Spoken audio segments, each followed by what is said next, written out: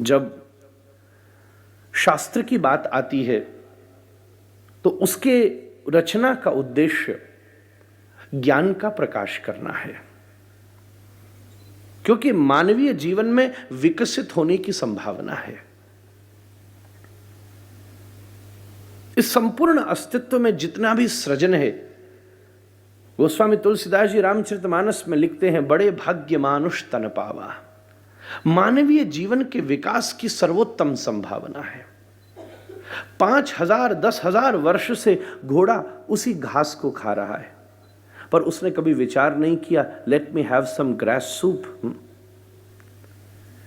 सिंह उसी प्रकार से शिकार कर रहा है, उसने किसी करी बनाने का विचार नहीं किया।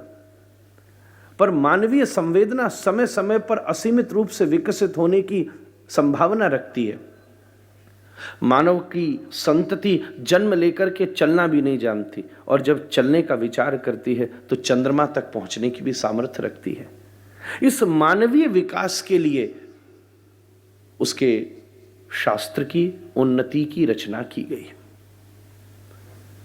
जिसमें ज्ञान को विस्तृत रूप से वर्णित किया गया। मैं निवेदन करूं, सबसे पहले ज्ञान का आधार केवल बीजात्मक था, जिसको हम प्रणव कहते हैं, ओम। स्कंद पुराण कहते हैं महामहिम कि इस पूरी दुनिया में 3.5 करोड़ ब्रह्मांड हैं, ऐसा शास्त्र का वर्णन है। विज्ञान आज यहां तक पहुंच चुका है, पर स्कंद पुराण में जगन्नाथ के महात्म में एक संवाद, ब्रह्मा जी और भगवान जगन्नाथ जो उड़ीसा में विराजते हैं, उनके बीच के एक संवाद में यह संकेत आता है, जहां ब्रह्मा जी वर्णन करते हैं 3.5 करोड़ प्रकार के ब्रह्मांडों का। और स्कंद पुराण कहते हैं जो 3.5 करोड़ ब्रह्मांड जब एक प्रकार से मोमेंट करते हैं तो उसकी जो वेवलेंथ है, हमारे कानों की वेवलेंथ फिक्स है कि हम एक ध्वनि से नीचे भी नहीं सुन सकते और एक ध्वनि से ऊपर भी नहीं सुन सकते। एक बहुत तेज आवाज भी कानों को पकड़ने की सामर्थ्य नहीं है, और एक बहुत धीमी आवाज भी कान नहीं पकड़ सकते। जब चींटी चलती है तो भी आवाज आती है, पर इन कानों के पास सामर्थ्य नहीं है कि चींटी को चलने की वो ध्वनि पकड़ सके। एक वेवलेंथ नीचे भी नहीं पकड़ सकता और एक सीमा के परे भी कान नहीं पकड़ सकते। इसलिए जब 3.5 करोड़ ब्रह्मांड मूवमेंट करते हैं, उससे जो एको क्रिएट होती है, हमारे ऋषि मुनियों ने अनुभव किया, उस एको का नाम है प्रणव, जिस प्रणव को हम कहते हैं ओम। ये पूरे ब्रह्मांड की एको है, जिसको भारत ने पूरी दुनिया में सबसे पहले अनुभव किया। उस पर विचार चल रहे हैं। एक बीजात्मक ज्ञान का स्वरूप था। कृष्ण द्वैपायन व्यास ने उस माइक्रो को मैक्रो किया, और जब माइक्रो को मैक्रो करने का विचार हुआ, तब आपकी तुलिका से सबसे पहले 4 वेदों की रचना हुई, ऋग्वेद, सामवेद, यजुर्वेद और अथर्ववेद। इसके बाद भी तृप्ति नहीं बनी तो शतपथों की रचना हुई। इसके बाद भी तृप्ति नहीं हुई तो अरण्यकों की रचना हुई, जो वेद के ही एक विभाग हैं। इसके बाद वेदांत की रचना हुई। इसके बाद उपनिषदों की रचना हुई, जो भी एक वेद के विभाग हैं। 108 प्रकार के उपनिषद हैं, जिसमें मुख्य 10 हैं, कठ, केन, ईश, छांदोग्य, बृहदारण्यक, ऐतर, तैतर, मंडू, मांडुक्य, श्वेता, स्वतर। ये मुख्य 10 उपनिषद हैं। इसके बाद और पौराणिक इतिहास की रचना करते हुए कृष्ण द्वैपायन व्यास के द्वारा अनंत पुराणों की रचना हुई, पर जिसमें 18 महापुराण बने। मार्कंडे, मत्स्य, भागवत पुराण, भविष्य पुराण, वामन, वायु, विष्णु, ब्रह्म, ब्रह्म वैवर्त, ब्रह्मांड पुराण, अग्नि पुराण, नारद पुराण, लिंग पुराण, गरुण पुराण, कूर्म पुराण, स्कंद पुराण। ये 18 पुराणों की रचना हुई। किसी ने थोड़े दिन पहले हमसे पूछा, महामहिम आपके कल्चर की होली बुक कौन सी है? मैंने कहा I am so sorry, we don't have a holy book, we have a holy library. हमारे पास पूरी लाइब्रेरी है, एक बुक नहीं है। वो माइक्रो से नॉलेज मैक्रो हो गई। 108 उपनिषद। मैं आपसे निवेदन करूं, इस वैदिक कल्चर का अनुभव करना हो तो 10-15 साल तो केवल ग्रंथों के नाम ही याद करने में निकल जाएंगे। उसके पाठ ही मात्र करने हो, वैदिक संस्कृत, फिर पौराणिक संस्कृत, फिर आधुनिक संस्कृत। वैदिक संस्कृति में सबसे आर्ष ऋग्वेद है। ऋग्वेद की पद्धति अलग है, सामवेद की पद्धति संगीत प्रधान है। वैदिक लिपि में य अक्षर को ज कहकर बोला जाता है। केवल उसके पाठ मात्र को सीखना हो तो 2-5 वर्ष की ट्रेनिंग चाहिए। नॉलेज इतनी ब्रॉड हो गई, इतनी एक्सपेंड हो गई, वो जो एक माइक्रो था वो इतना विस्तृत हो गया कि असीमित हो गया। मैं याद करूं आधुनिक इंटरनेट के युग को, महामहिम, भगवान की कृपा से मुझे पिताजी के आशीर्वाद से देश और प्रदेश में भी पढ़ने का अवसर मिला। आप उससे परिचित हैं। आज से कम वृंदावन की तो मैं बात कह सकता हूं, मुझे याद है आज से लगभग 15 वर्ष पहले, 15-18 वर्ष पहले मैं अमेरिका में था जब पहली बार मैंने गूगल यूज किया। मुझे किसी ने बताया और मैंने एक शब्द उसमें लिखा और मेरे सामने 3-4 बार लिखने के बाद एक उत्तर निकला, there is no result, no result. 2-3 वर्ष और निकले, फिर मैंने एक शब्द लिखा और मेरे सामने 10-12 प्रकार के रिजल्ट्स निकल आए।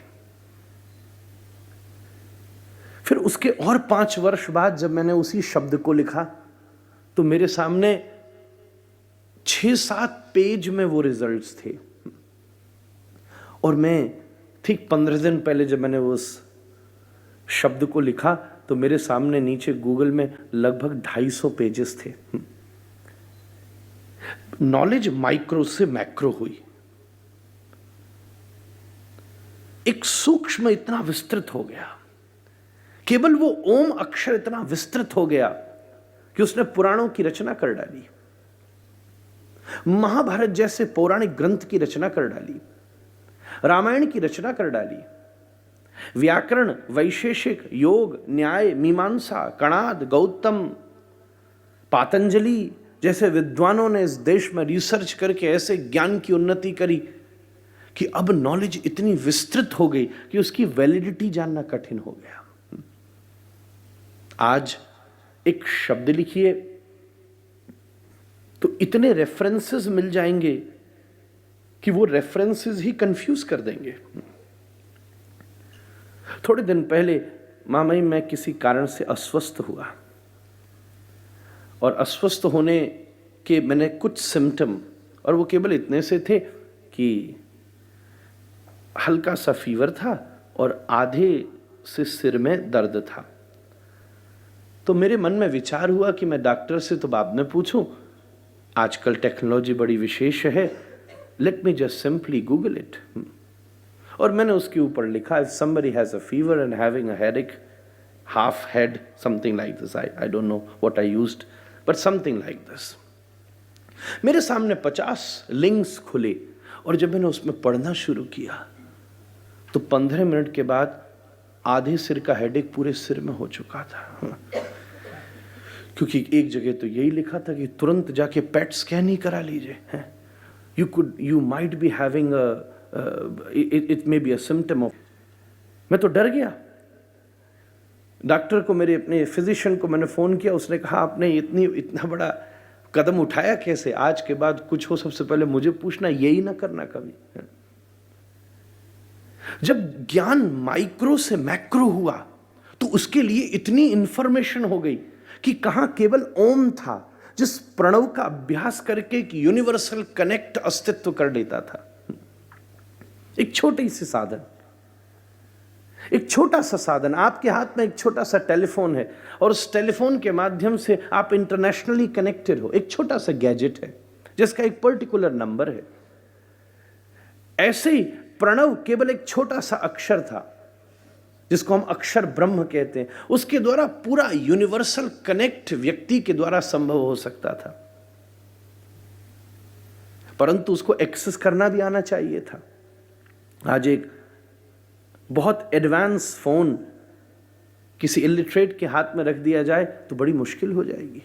कई बार हम लोगों की कथाओं में बड़ी प्रतिष्ठित पर कई आयु में बड़ी वृद्ध माताएं आए और उनके सफलतम पुत्रों ने अगर उनको मोस्ट एडवांस आईफोन दिया हो और अगर वो बीच कथा में ही बोल पड़े तो बड़ी कठिनाई होती है, उसको बंद कैसे करें। ऐसी समस्याएं खड़ी होने लगती हैं। ऐसे ही प्रणव जैसी ऊर्जावान वस्तु के लिए जब तक उसका अनुभव नहीं हो तब तक उससे कनेक्ट कैसे होगा। इतनी विस्तृत सूचना तैयार हो गई कि अब एक ही चीज के लिए दो बातें निकलने लगी।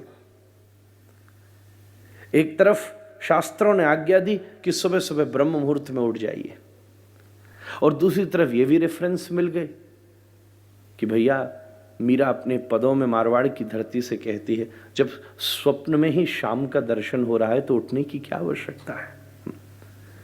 एक तरफ यह कहा जा रहा है कि अहिंसा ही परमो धर्मो, तो दूसरी तरफ उसके आगे के श्लोक भी मिलने लग गए हैं कि धर्म हिंसा तथैव च। अब दोनों में किसको पकड़ा जाए। अहिंसा ही परमो धर्मो की धर्म हिंसा तथैव च, बड़ी समस्या है।